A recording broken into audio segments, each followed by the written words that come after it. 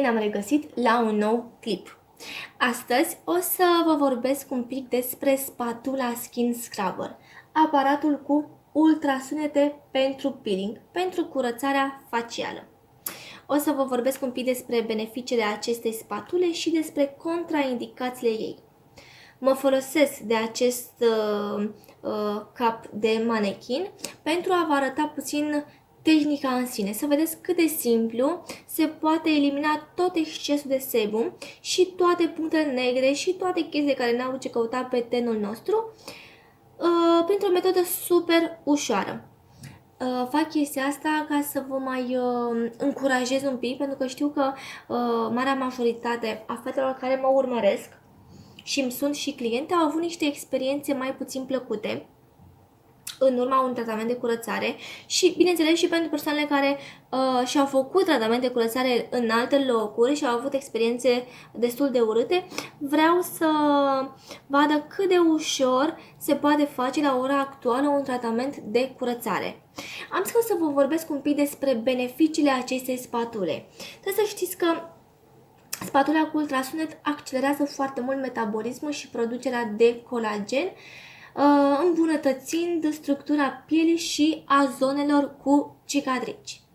Utilizarea cu regularitate a acestei spatule duce la eliminarea a punctelor negre, a ridurilor, acne, porilor murdari, menținând astfel pielea complet curată și strălucitoare.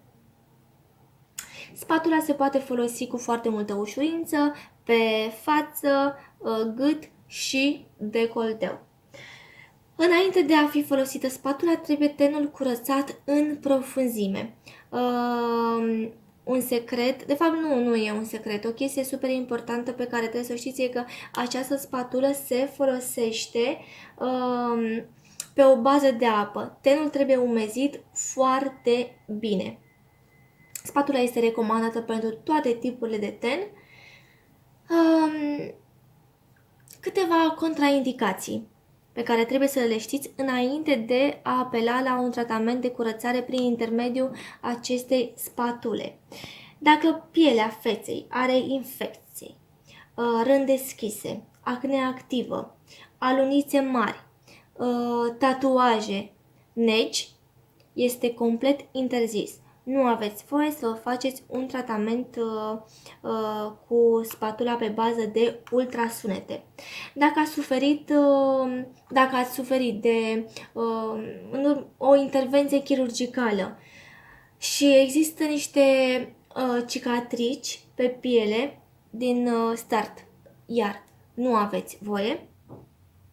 Dacă suferiți de o boală de piele, trebuie întrebat mai întâi medicul, dermatolog și apoi să veniți să faceți un tratament de curățare prin intermediul spatulei. Mă refer, tratament de curățare, aceste contraindicații sunt doar pentru tratamentul pe bază de ultrasunete.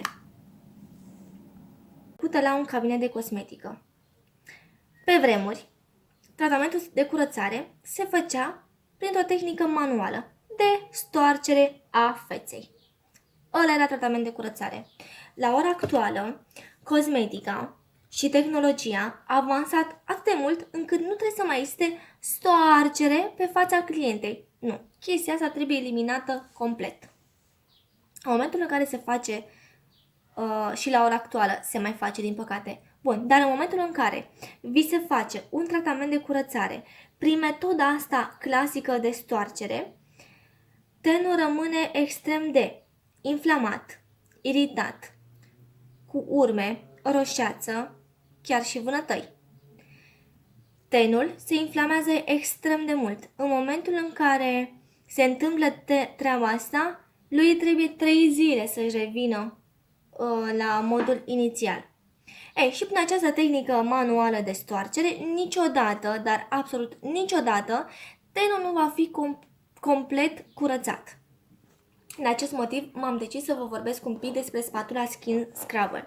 Ea fiind pe bază de ultrasunete, ajută foarte mult, ajută extrem de mult, foarte mult, la eliminarea excesului de sebum care se strânge pe zona frunții, zona bărbiei, zona pomeților și zona nasului.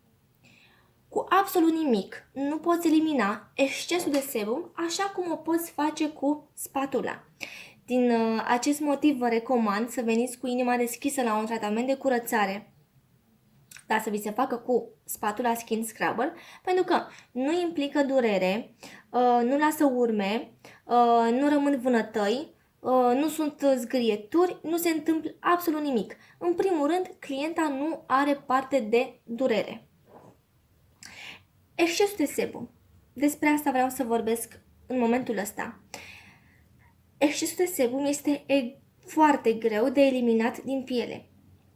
Știu că majoritatea folosiți diverse seruri și creme să îl eliminați, dar nu. Prin intermediul spatulei, sebumul se scoate extrem de ușor, porii rămânând foarte curați.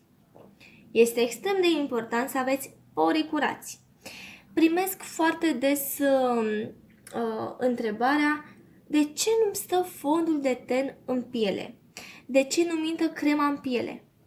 Bun, tenul când este efectiv blocat, adică porii tenului sunt blocați de acest exces de sebum, orice cremă ți-ai pune, orice fond de ten ți-ai pune, poate să fie cel mai scump, el nu are unde să intre, el efectiv stă la suprafață. De acest motiv, e bine, odată la o lună și jumătate, să veniți la un tratament de curățare pentru a avea tenul curat în permanență și orice machiaj, orice ser, orice cremă pe care vă aplicați acasă să își facă foarte bine treaba. Revenim un pic la spatulă. V-am spus contraindicațiile spatulei. V-am spus care sunt beneficiile unei spatule pe bază de ultrasunete. Și cred că este extrem de important să prindeți curaj, să veniți la un tratament de curățare și să nu vă mai fie teamă, pentru că sunt ferm convinsă că în această lume există foarte multe cosmeticiene extrem de mișto, multe tipe care au învățat, au studiat și fac chestia asta din plăcere, din iubire pentru cosmetică. Nu vă mai lăsați traumatizate de anumite persoane care nu iubesc meseria asta și nu dau doi bani pe ceea ce vă fac. Este foarte ușor să vină clienta să îi storci, pentru că asta se întâmplă, se stoarce fața, îi dai un pic de cremă, un pic de ceva și o trimiți acasă. Nu. Există șansa să vi se infecteze tenul extrem de tare și nu cred că vă doriți lucrul ăsta. De acest motiv, eu vă recomand spatula Skin Scrubber. Nu o recomand să lucrați cu ea acasă, singurele de capul vostru, pentru că această spatulă, să ridic un pic să se vadă, spatula asta are o lamă extrem de tăioasă. Bun.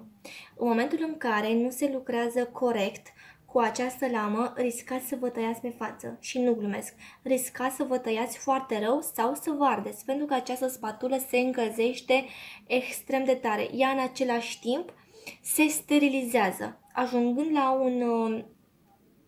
Spatula mea acum, nu știu că toate spatulele sunt așa, nu vreau să vorbesc, nu știu toate brandurile de spatule, dar a mea se încălzește foarte tare pentru că în timp ce lucrez cu ea, ea se și dezinfectează.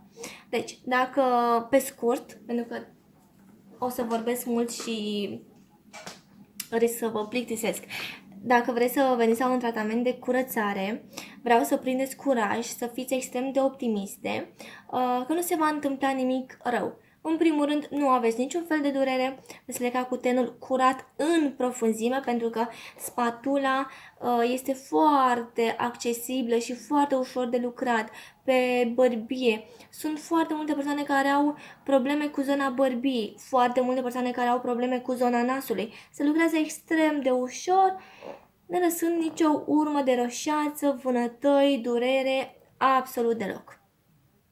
Sper că v-am convins să veniți la un tratament de curățare și cu siguranță o să vă îndrăgostiți de această spatulă și o să veniți mult mai des. Trebuie să acordați atenție tenului dumneavoastră și îngrijirei. Degeaba vă puneți un miliard de creme și seruri și diverse chestii dacă tenul nu este curățat. Tenul are nevoie de curățare odată la o lună și jumătate, să spunem maxim două, dacă ești genul de tipă care are tenul destul de ok, curățel, se menține bine.